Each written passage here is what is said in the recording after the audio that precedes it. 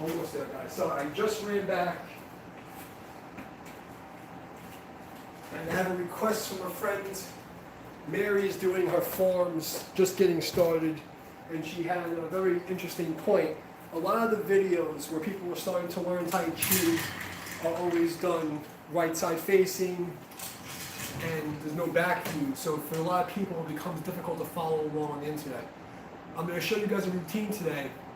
It's going to be a basic Yang style form based on Chen Man Chen, William Chen's form. A little bit of alteration. And I'm going to start it with the mirror side first. So I'm going to be doing it left-handed so that when you're watching the video, you'll be able to perform it opposite. So my left hand will be your right, you'll be looking in the mirror. So hopefully that'll help you. And then we're going to do opposite. So you'll be able to practice both sides. So the way this video is going to work is that you'll be able to do this exercise and practice both sides of Grass Sparrow's tail. Or you'll have both the mirrored side form to practice too, if that works better for you, and you'll have the normal way to practice it. So you'll be able to follow along no matter how you see it visually, it'll be easy for you. Okay. So this basic form will be applicable to all the Yang derivatives, so Wu, San, Wu, Deng, Fu, whatever, all the other ones. Is that like too in the way here? Let me see how it works, you guys. Okay. Try to get a good view. So this exercise will be applicable to any Yang style derivative. We're going to do Grass Sparrow's tail, single lip, and play guitar, or strum the lute. And then we're going to reverse and go to the other side. So, okay. Now, I'm assuming that everybody who's going to watch this video has some foundations of the basic body mechanics. We'll do a really basic review. You're assumed to do the studying on your own. Okay, I'm just doing this to help you guys out. So, central equilibrium thing. Put your feet together, relax your knees. You just have to sit in a bar stool. Okay? So just make use of the bar stool right onto your butt, and you're just gonna kiss it with your butt. Alright? That relaxing your knees and putting your butt down, right there is enough. And you want to have your head not suspended from the string, but being pulled up.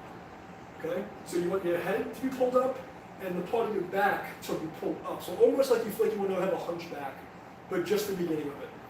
Okay, so you want to relax your chest, bring your head up, and bring this back. So you get a little string on the back over here, a little string on the back over here, then being pulled up, everything else is hanging down. Can you see my feet? It's hard for me to tell if you can see my feet, guys. I'll move back.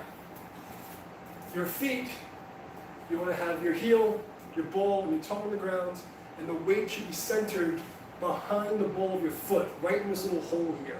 There's a little empty spot behind the ball of your foot. That's where you want your balance to fluctuate. Some people call central equilibrium. Central equilibrium is not a fixed point. It's mobile. It's slightly dynamic. So before you start a good little warm-up exercise, put your feet 45 degrees, relax everything, stack your legs, blah, blah, blah. And then you're just going to roll around like a T-top for a second and try to get your balance and find out what your balance is, and then find that spot right behind the ball of your foot. And when you find it, and you get all 3 points on the ground, but your weight's towards the ball, you're good. Okay, fine. So I'm going to do the form backwards, okay? That means my left hand is your right hand. So you're going to mirror me, okay? So you'll be doing the form the correct way by doing it opposite of what I'm doing. So if I move my right foot, that'll be your left foot, okay?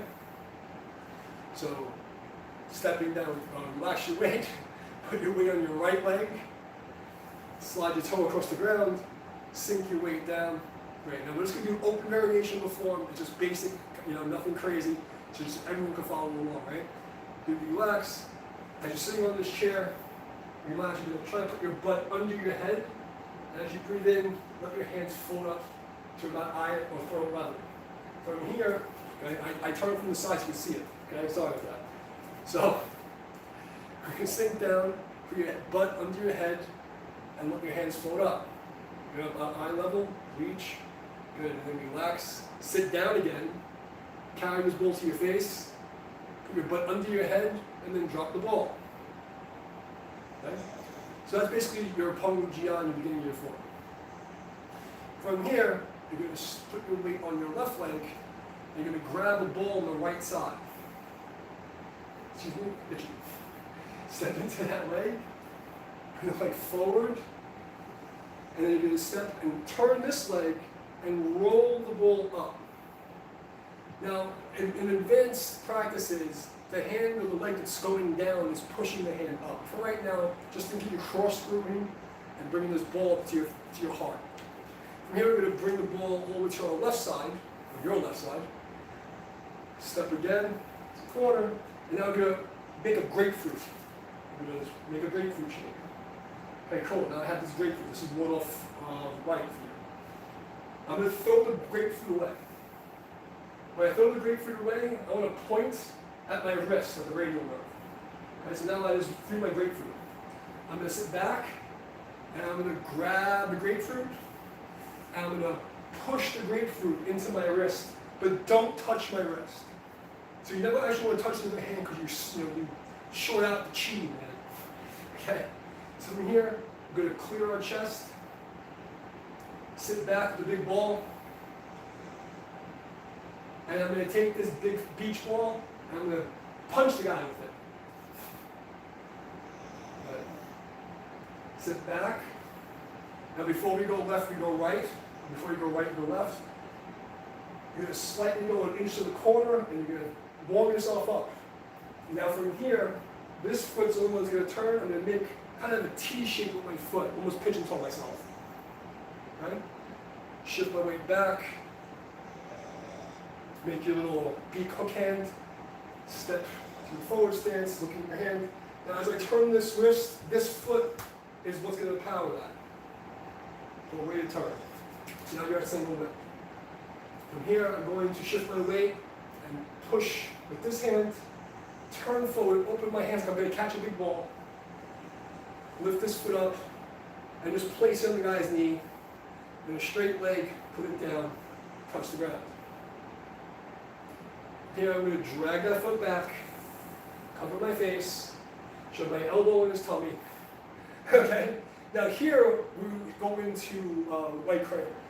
But what we're going to do here is we're going to switch to the other side. So now you'll be doing the form left-handed. Now I'll be doing the correct way, right-handed. So we're going to do ward off. Grab the ball, put it to your right side. Make the grapefruit. Take the grapefruit, throw it away. Point at your radial nerve. Sit back.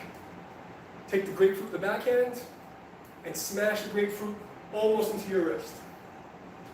From here, we're going to clear our chest. Grab this big beach ball, sink it down, and then hit the guy with the beach ball. From here, before we go left, we go right. Corner will turn to the left to wind up. Bottom foot is what makes the move. Shift my weight back to the side. Make my little bird beak. Step out facing me, and then everything turns together. Here I'm just going to step in and push. Open my hand and catch my big ball. Step on his leg. Press in. Step back. And now we repeat the cycle like infinitum. So now I go back, one off left, and we're going to repeat this exercise. I have the grapefruit, throw away the grapefruit. Sitting back, take this grapefruit over here, and then squish the grapefruit. Clear your chest, sit back, pushing with the beach ball. Step back, before we go right, we go left, before we go left, we go right. Wind up. Here's our little bird beaky guy. Press in. Catch the ball, pick with the knee, step down, and then we reverse it. So normally at this point we would go into white crane spreads wings. But we're just going to keep repeating this so we can keep going back and forth. So I'm going to do a little faster just so you can see what's happening here.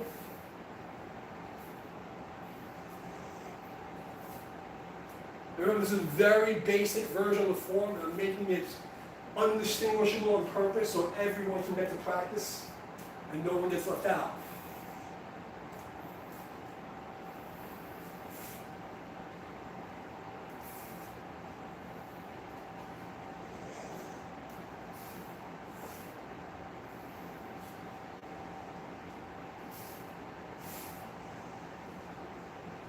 It's hard for me to really go into my version of the form.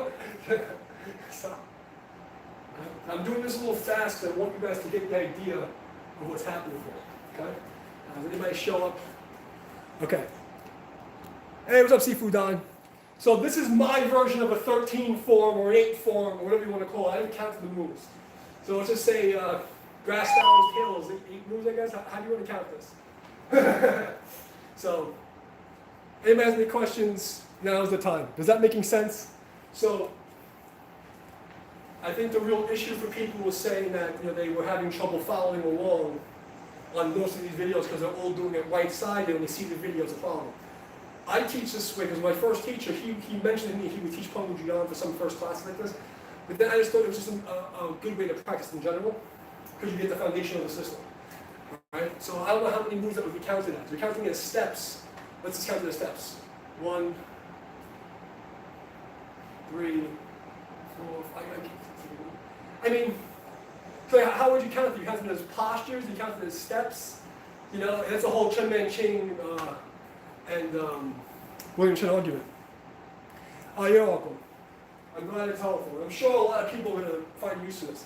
I mean, this way of practicing should translate to any of the yang-based derivatives. It doesn't have to be doing the 13 form, 8, 24, whatever it is. The concept is the same. You can change the frame to fit your system where it comes in later. So that should be good. Can you explain the way the hip moves? Okay. So how the hip should be. I did that in the beginning of the video, but I'll explain it again. Your tracing is this. Basically, the hip motion is a deadlift, right? So for the most part, you're just moving from the femur and the acetabular, from the hip socket. So a good way to understand this is to put your fingers on the hip bone, and you want to feel them rotate. And the way you do that is most people, when they go to pick something up, they're going to move from their back and bend down this way. What you got to be able to do is take your butt and go behind your legs and bring your head forward to the same amount. So as much as your butt goes back, your head goes forward. This is what a deadlift really is. Okay, it's called a hip hinge. Okay? This is the main power generator in Tai Chi is a deadlift. Most people don't understand this, but that's all there is to Tai Chi. Okay? I did a deadlift with a kettlebell. Right? From here. Deadlift is basically my butt goes back, my butt goes under my head. Okay? Exaggerated, but that's the idea. So that's the foundation of what the hip is doing generally. And the way you get into this posture, you get in the form, is you set your feet square, get the 3 points in contact with the ground, and then what I want to do is I want to sit on this, but I'm not going to actually sit down. So notice, when I get to that bar stool, I want to put my hip down, my butt down. What does my hip have to do for me to keep my head centered? It naturally releases the lower lumbar vertebrae, straightens them out. It naturally tucks the sacrum. And just before I'm going to sit down, that just before I'm going to sit down, but still having my weight towards the ball of my foot is what the real posture is. And then from here, that's my ready position. And this is where I'm going to stay in the form the whole time. So now from here I can go to the sleep phase, we'll put my butt more away. And the awake phase, we're going to put my butt back to that first position. So first position is my butt's just about to touch. Second position is my butt slides back to the chair. So this is basically what the hip is doing. Okay, so I just sit down, and then just slide my butt back. Just sit down, gotta throw the butt back. Okay? But that's really what it is. I just get to that first position, I touch the chair, and then I'm just gonna slide my butt back on the chair. Okay? And when I do that, my head moves. This is why a lot of times, in the front facing of the form, it may look like I'm standing up and down. Because if I say I do ward-off, and I do it this way, when I bring my hip underneath me, it can give the appearance that my head is going up and down. That's because the angle from the side is this. But if you see my belt isn't changing line, but my head is becoming taller. Can you explain why the arm frame alignment is important for combat? When you arm align the way you do? Okay, so arm alignment for combat. Alignment is different than structure. Okay, so structure is having a close kinetic chain where if you touch my arm, you feel the ground. That's the first most important thing. So no matter how soft you are, your alignment should create a bone post where when they run into that straight line, they're hitting the ground. It's like a spike. So that's the first thing. So you have to be able to create this iron wrapped in cotton condition from that alignment. So the way that, as I've explained in other videos, is the stretching. So it's basically like a yawn. If you yawn, at the end of that yawn, you can feel it's a very rigidity. I call it functional catalepsy when I do seminars. Okay, same as hypnosis, when you get somebody to get stiff like a board. It's a very simple mechanism. Alignment is very nuanced and will take a lot of time to go into. I talked about this in all the videos, just to study it. But the basic alignment is the wrist should never, it basically has a functional path for the most part. You have this alignment where it's to your sternum directly. It's the wrist at the arm, by the way. So when you align to the wrist. Okay? Wrist to the shoulder and wrist to the corner. Whenever you have moves and your arm is out, you should be able to see your elbow in your peripheral vision without looking at it. Okay? If you can't see it without looking at it, like if I do it this way, let's say, I should be able to just see my elbow. If I go any farther, it's going to disconnect my shoulder. That's not good. But for the most part, it's very easy to figure the combat alignments out. Just think, imagine you're fighting yourself. Whenever I teach karate or anything, we always are taught you want to have a smoked figure in front of you that's exactly the same size as you. So if your head's there, the head of your partner, your fake partner's there. And you want to imagine someone's trying to push you, someone's trying to grab your TTs, someone's doing something, and you have to be able to intercept it. So when you start to process in your head, my mind, I'm imagining someone's in front of me, he's going to put pressure on my chest. So I cover up and I bump him off, grab his arm, I can do an arm throw, I can hit him in the face. I'm seeing something happen here. So when you start to think in that reference, your hands start to do what they're supposed to do, because if I know the guy's in front of me, I'm not going to be over here, because I'm just obviously going to get punched in the face. You know what I mean? If I know that someone's going to punch me, I need to be able to cover when I do my ward-off. Most people don't know this, but Chen Man Ching had terrible shoulders. He had like something wrong, I think a frozen shoulder or something. You know, and a lot of these moves were, one, they were dumbed down for the average person in general population to just get them into Tai Chi to make them healthy, but two, to cover his deficiencies. He had injuries. So this gets transferred down the line, you see this, but this is useless. Okay, so that is the little things make a big difference in a fight, right? When you understand, I have to be able to cover my face, cover my throat, cover my ribs, it starts to make more sense. Explain hip movement by doing the foot movement. Okay. The hip movement and the foot movement are connected. The beginning of the form, once I get into my first posture and I release one side, I immediately sit on the bar stool. So as soon as my knee bends and I shift my weight, I'm sitting on the bar stool. Okay? So now I'm already set. As I start to move, so you can see my head, okay? So I'm going to go to the one off left. Notice that my foot, as the foot is the driver. So when I turn the foot, the whole system turns. This is where silk building comes from. I want to think of my body as one string puppet. It's like, think of it like a starfish. Now, whatever pattern you connect to the starfish, they should move together in one sequence. You pull a string here, that moves. So as I move this foot, everything moves together. Okay? So it's everything at once. So from here, I sit down this leg, I turn that heel, you can see what happens in the hip. So I shift in.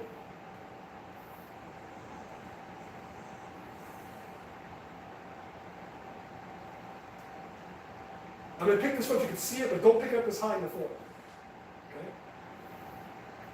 So you see everything's connected as one piece.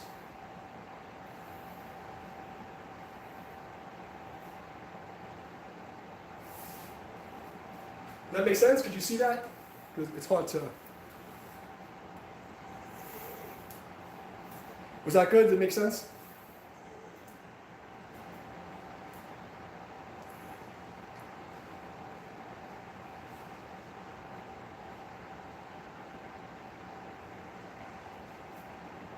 Okay, so the hands, of course, now the version of the form I did just now, I was showing the exercise, is very basic. So don't because the thing with Tai Chi is a lot of interpretations. If I explain to people, Tai Chi is a set of principles, right? And then the lineages have expressions of those principles. So this is why when I'm doing the form here for you guys, I'm doing a very called open variation, where there's not much going on. It's just a very raw principle of the form. Okay? So there can be arguing and debates of, oh, this is not correct, because this is the most correct, basic version of the form I can give to you. Okay? Good way to explain it is think like you're actually holding a ball. Okay? What happens in this ball is happening inside this bucket.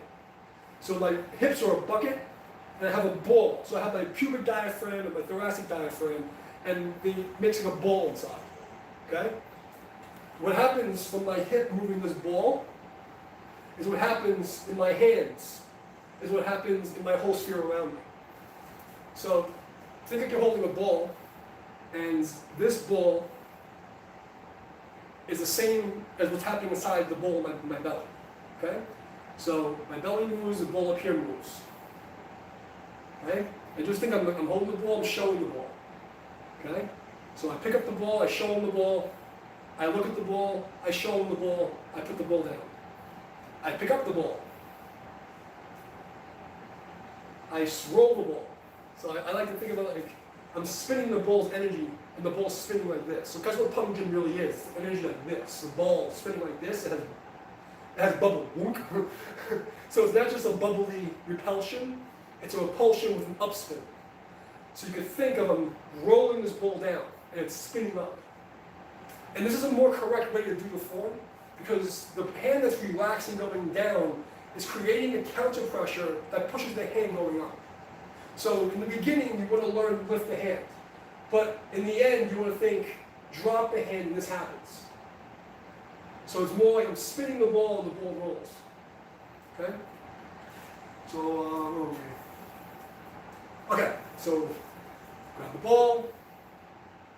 Notice how I'm already covering my face and covering my abs, just to hold this ball.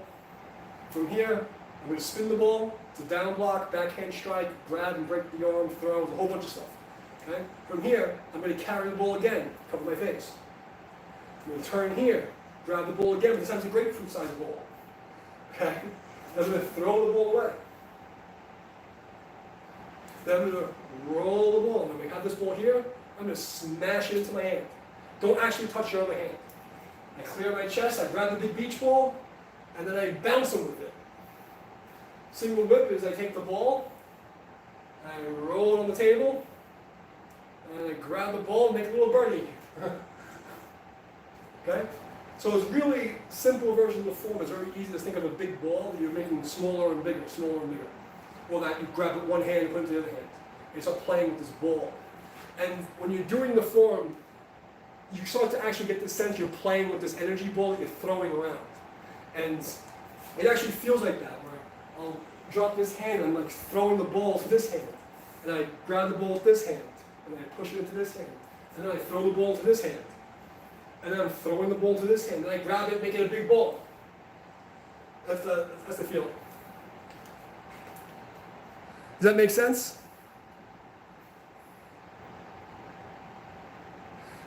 Can I add them by number in description? Maybe. I can probably do that. But let me just go over it because I'll do the form again. So again, this is not a standard version of the form. We're doing, if anybody's just coming in, is we're doing one side mirrored form, one side normal. So that A, if you're practicing along, you have problems learning the form and it's backwards to you, you'll have the mirrored version to see it. The second version is because you should be practicing both sides when it comes to actual fighting application. The reason the form is done right-handed is because your organs, your body is right side dominant, okay? Your right lung is bigger than the left lung, okay? If you look at anatomy, the right side of the lung is actually wider and bigger, the liver is bigger than the spleen. It's like everything's lopsided, like a lobster, okay? So generally speaking, most people wouldn't need to do it the right. However, if you want to actually be good or instructor level, you better be able to do the mirror form. You know what I mean? I've been doing the mirror form so long that when I did that live demo and he started doing the push, I automatically was doing it on the left side because I saw I was facing. So that's what it is. Okay, so we're going to go over and I'll name the moves as we go along, okay? So I'm going to start from the mirrored side again. Okay, we're going to go brass barrel's tail, single whip, play guitar, and then we're going to start the other side. All right. So commencement, you're going to switch your leg, put your weight on the right side, shift the weight, and you're going to have this big beach ball. Okay, remember sitting down in the bar stool and put my butt under my head to lift the ball. I'm going to grab the ball, bring it to my face, and look at the ball. Oh, cool ball. Now I'm going to show you the ball. Okay, I'm going to drop it down. This is basically Penglu Jian. Okay, so I have my ward off, my roll back, my press, and my push or seal.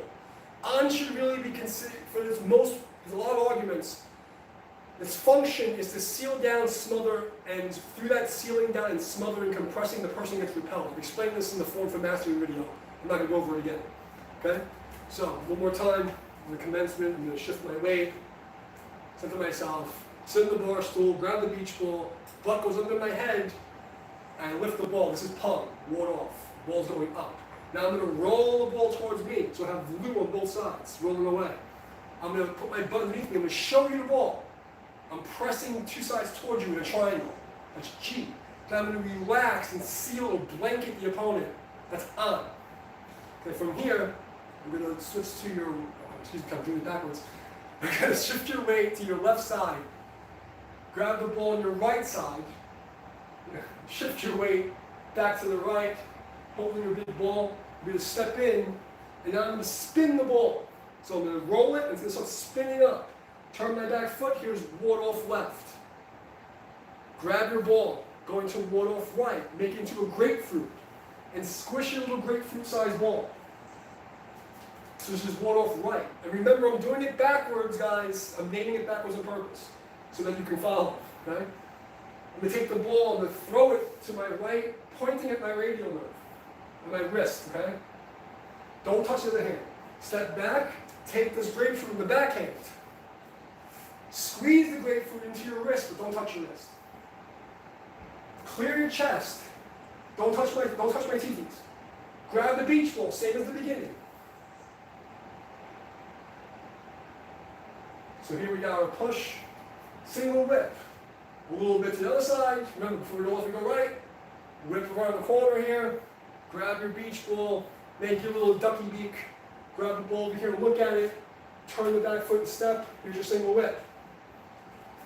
Grab a big ball, step up, strum the lute, play guitar. Put your leg on his knee, step down. Okay? From here, we're going to reverse, go back to the correct side of the form, which will be backwards for you, we're going to be doing left side. Ward off right, ward off left, roll back, press, push,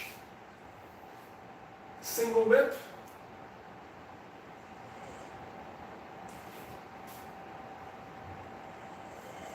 play guitar. Now we're doing your right side, my left side. Ward off, roll back,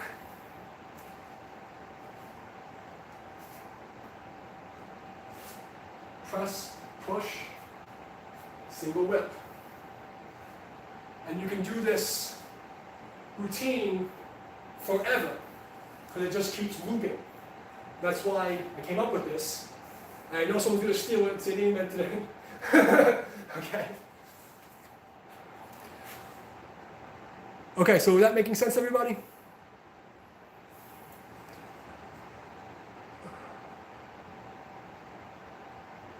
It's not raise arms, it's play guitar. And we're skipping shoulder stroke and going into ward off. That's very close on. So, and for the beginners, grass sparrow's tail is the entire sequence of Penglu Jian after the commencement. So, grass sparrow's tail, after I do an opening, this entire sequence is grass sparrow's tail. So we have ward off left, ward off right, roll back, press, push. Okay?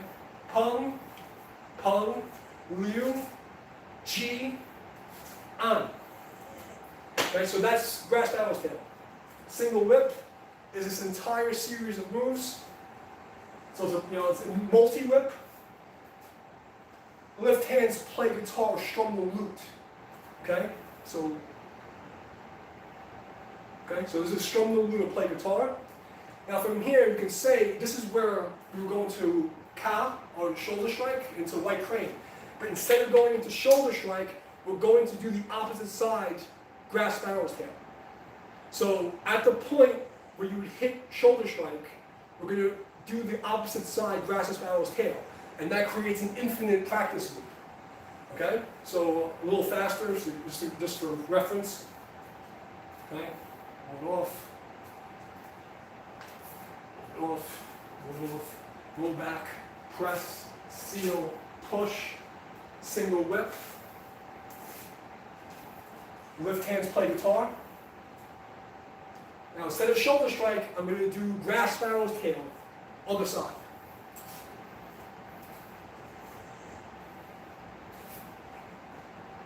And then repeat the process.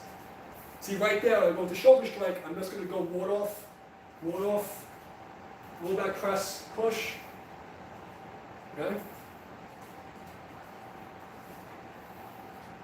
Now right here, shoulder strike, but instead I'm going to do ward off. And then we wind up in an infinite practice loop. This is the song that doesn't end. This goes on and on. My friend, you started singing it, I know what it was. Continue saying just because. Alright, so that's basically how this works. And you can just do this as many times as you feel comfortable doing it or have time to do it.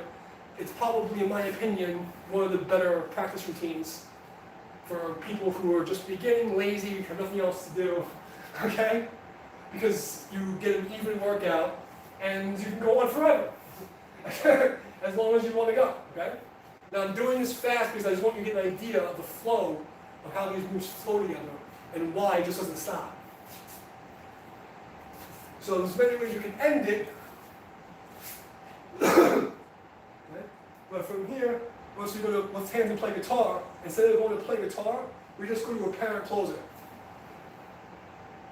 So whenever you want to stop the cycle, at the end of single whip, and you go to lift hands, use that as an opportunity to do the apparent closing, which is basically just cross your hands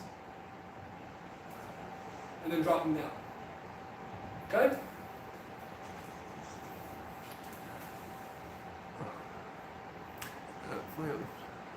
Explain how feeling of non-softness in muscles or bones with the movement. And you think it's enough. Okay, non-softness in muscles and bones. You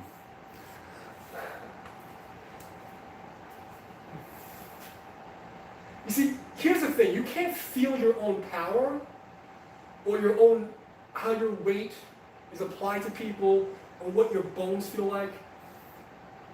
The best way I can explain this is you want to feel like you have a t-shirt wrapped around a baseball bat, like a metal baseball bat, like an aluminum baseball bat, and wrap a t-shirt around it. That's what you should feel like when you get hit with Taiji. So a good way to feel this feeling is just pick your hand up and get away behind somebody, but then turn your thumb towards you. Now take the opposite hand, and I want you to strike the elbow. And you should feel, even with your arm limp and loose, okay? The only thing you should feel here is your shoulder holding the line up, okay? So they say don't use Li and don't use force against force. It's a common misunderstanding is to have structure against someone's force is force against force. So I may feel some tension in my shoulder or my leg supporting my structures and changing the alignment, but I'm not using my muscle to get power to fight him. Okay? So you want to get this feeling that I'm just holding my elbows up, but there's a structure here, I can't break this. Okay? So you'll never be able to get through this humerus bone. This is why it's so effective for blocking kicks, right? When you see me in sparring, it looks like I'm just patting the guy's foot like, oh, the guy must not be kicking hard. No. It's that I'm hitting him in such a way that the palm is taking impact right into this bone. And then this bone is mirrored by this bone. So it's basically I'm blocking with my thigh.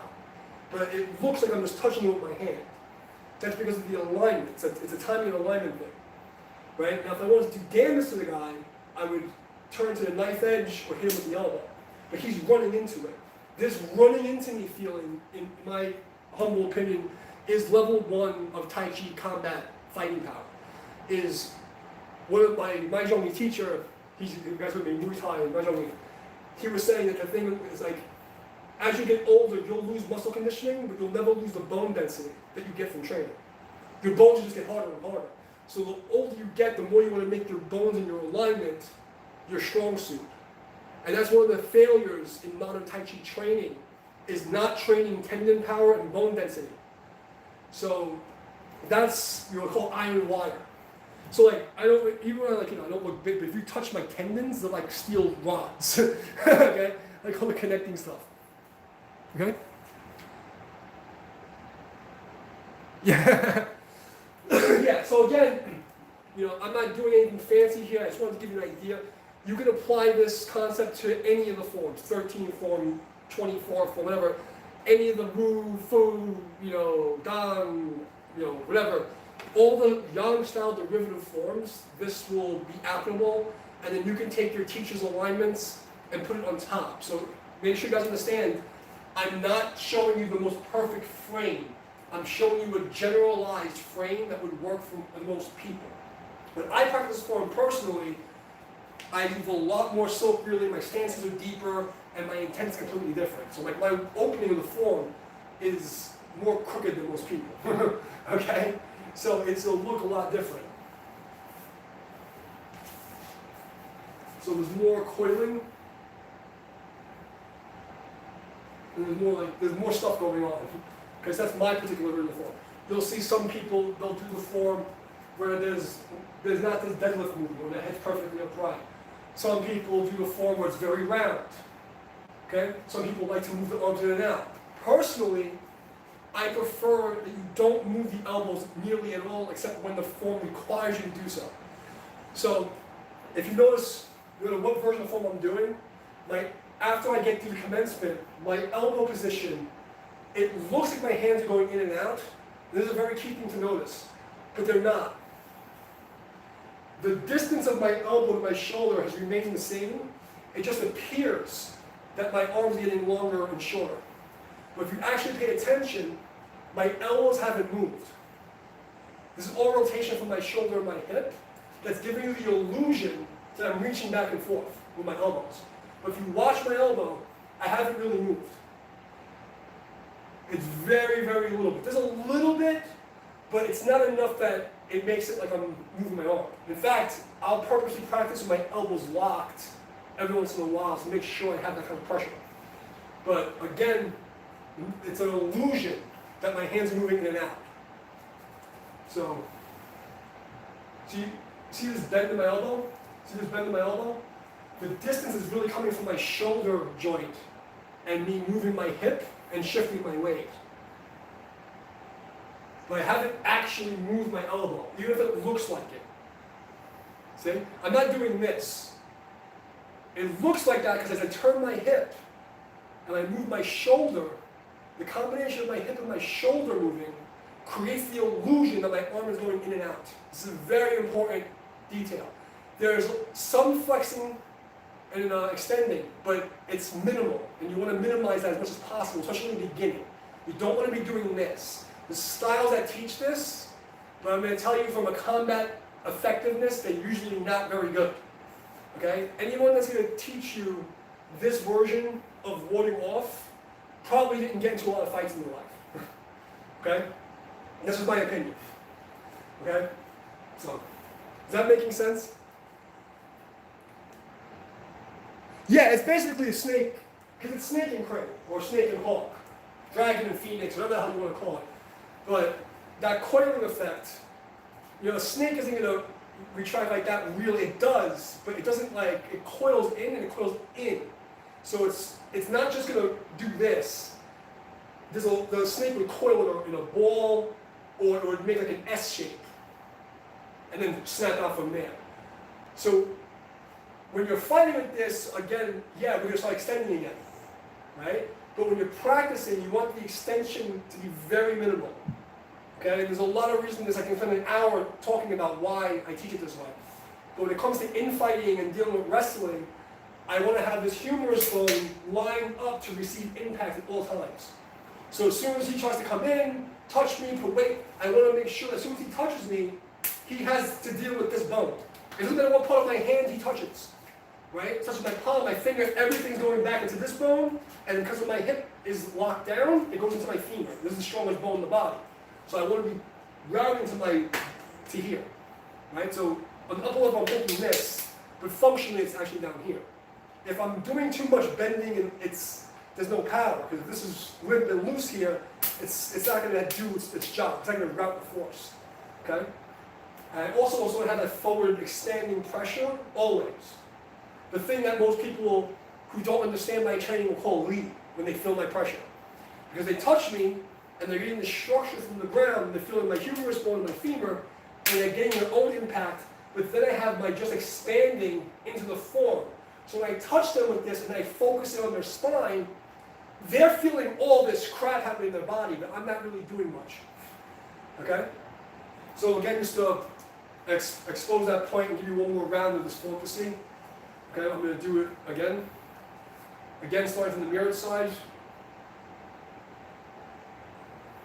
Notice that I only bend my elbows here, and that's it. So now, at this point, this is my elbow range. I can bend and flex a little bit, but not much. Everything's coming from my hips, my shift, and my shoulders, and my wrist rotation. So this illusion of me moving my elbows comes from me moving my hip, my shoulder, and my wrist. But my elbows are not really doing anything, and it's a beginner mistake to see the form my way and see it as if I'm moving my elbows. So I'm really not. Okay? Even from here you can see, right? It's really my shifting. It's not me doing this. It's my shifting is making this happen. Okay? So one more time for you guys.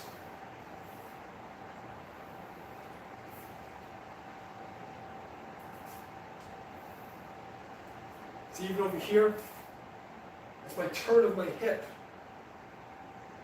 that's making this happen. Okay?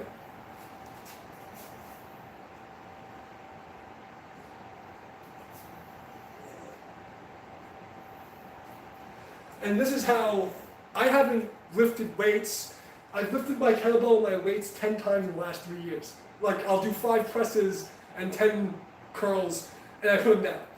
My body right now is just from fasting, diet, and doing Tai Chi form.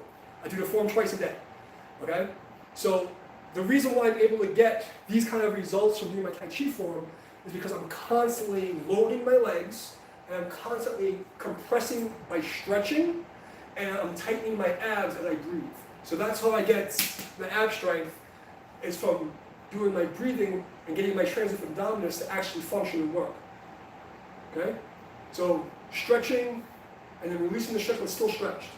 Okay? So there's never a part in this form where I don't have a stretch out at least 28%. Okay? So I go to 72% stretched, and then I go to 28% stretched.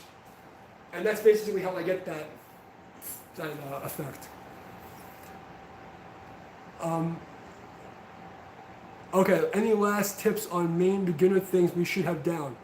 The main beginner things that you should have down is your feet on the ground, the 3 points of contact, heel, ball, toe, central equilibrium, the balance of the foot behind the ball of the foot, the sitting position where you just sit down, okay, barely touching the stool. Your head and the top of your shoulders are being pulled, not suspended, pulled up by a string. Okay, so you want to feel like you're being pulled up to the sky and everything else is hanging down. Just suspended isn't enough because then you just end up double heavy down. You want to think you're being pulled up and stretch your spine one way and stretch it down that way. I think that was a big mistake on my part when I was first training. It's suspended from the string gives me the idea that I'm just kind of hanging. And I don't want to just be hanging, I want to be pulled up. Okay, so when you feel like I'm being pulled up this way and drop down that way. Always make sure that you're looking in the direction of the opponent. Remember, we have the smoke figure guy. If I'm going this way, I'm looking at him. Okay? I'm looking at him. Make sure you turn your head before you step also. That's another thing, big mistake people do. They'll do this, and then they'll step, and then they'll turn their head. You have to train how you're going to fight. I have to be looking where I'm going. Okay? I look, then I step. Okay? I think that's the main points. Okay? So I'm glad you find that helpful. Any other questions from anybody before? Because I don't want to make this one any long because I really want it just to be for people who need the help. Any questions? Anybody got anything I didn't get to or anything that didn't make sense? Any questions at all? And if you came in to watch the stream, please hit the like button. 2023, I gotta tell everybody. Okay, so any questions on that? Are we good? Going once, going twice. Okay, make sure you guys sign up for the Discord. The link is in the about on the channel here. Try to like, subscribe, share. Tell your friends to share the content, please. And also, if you like, share my story about how social media has been harassing and trying to destroy our lives. It would be very helpful because most people only want to share drama. They don't want to share lessons. They don't want to help the Discord. But if you want drama, I gave you the biggest drama training in reality. Okay, 3 live streams of me going off explaining what happened to me on social media. So if you want to share that, that'll be great. Yeah, just help support the channel. Get us up to 1,000 subscribers so that I can tell YouTube how much they suck because they give us email notifications on support. All right, guys. So I may come back later on tonight or tomorrow with something new. And yeah, that's it. So no questions? Okay. See you guys in the Discord if you want to show up. And on that note, take care, guys. Peace out.